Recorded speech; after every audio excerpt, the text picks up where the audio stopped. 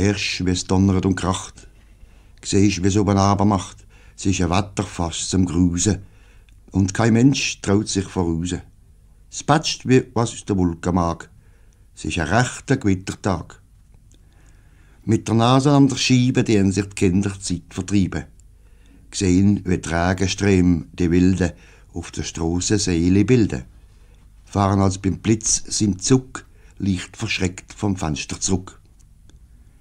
Plötzlich besinnt sich's Ursli recht.